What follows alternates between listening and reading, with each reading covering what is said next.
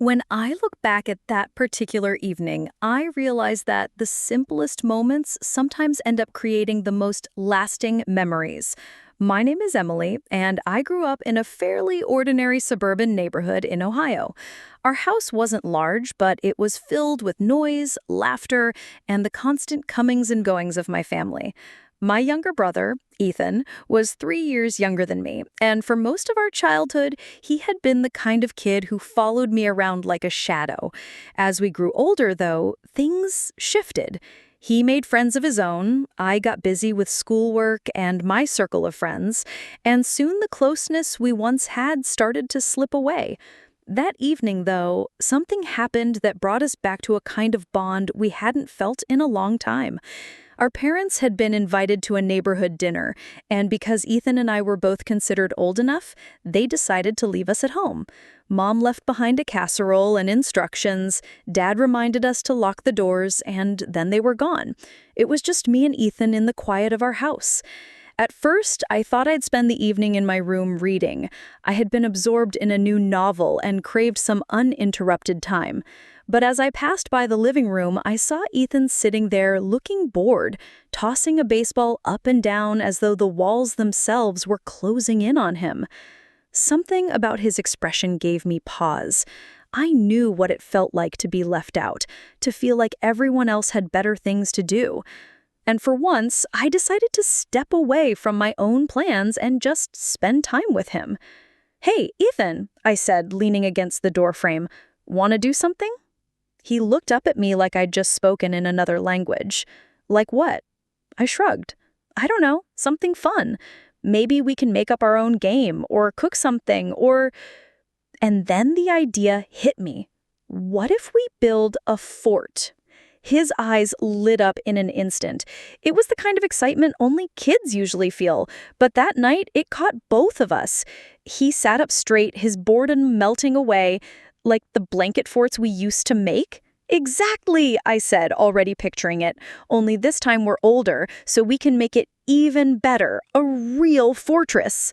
Within minutes, we were dragging blankets and cushions from every corner of the house. We pulled chairs into the living room, stretching sheets across them like rooftops, stacking pillows to form walls, and stringing Christmas lights we found in a box in the basement. The living room slowly transformed into a glowing hideout.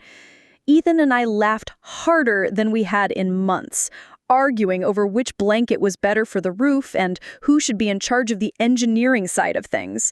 By the time we were done, it didn't look like just a fort.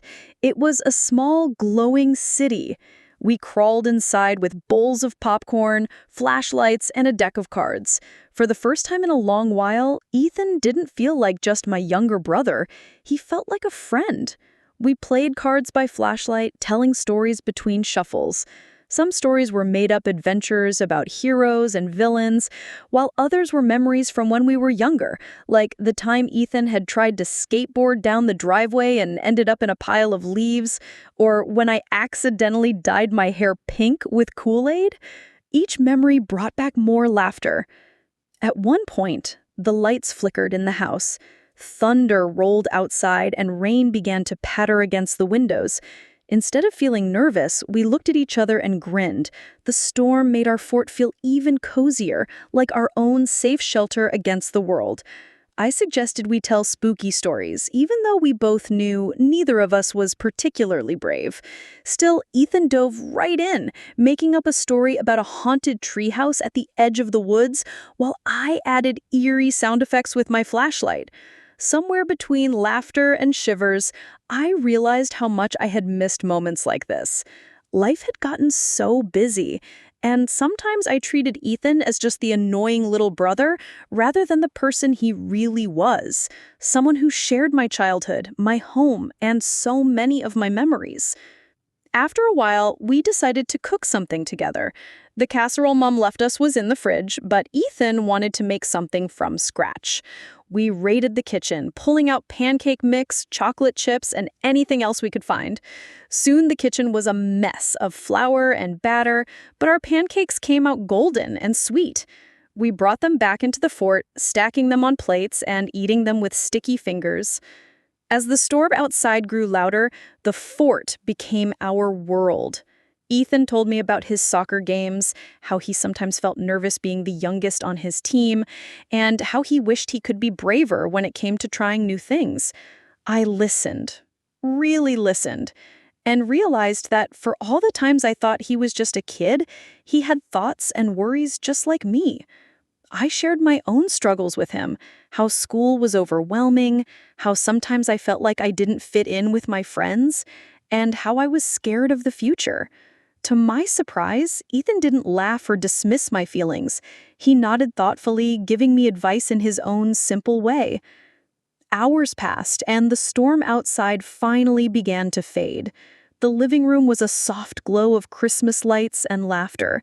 We curled up inside the fort, not because we were tired, but because it felt safe.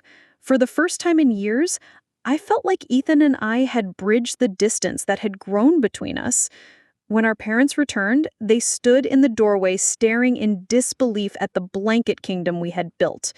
Mom laughed, Dad shook his head, but both of them smiled in a way that showed they were glad to see us together. That night didn't change the world. It didn't solve every problem or make everything perfect. But it reminded me that family doesn't always need big moments or grand gestures. Sometimes all it takes is a suggestion, a simple, let's do this, to turn an ordinary night into a memory worth keeping forever.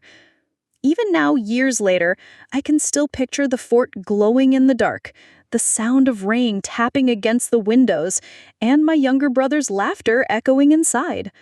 And I'll always remember that sometimes the best adventures don't happen outside in the world, but right at home when you choose to make the most of the time you have together.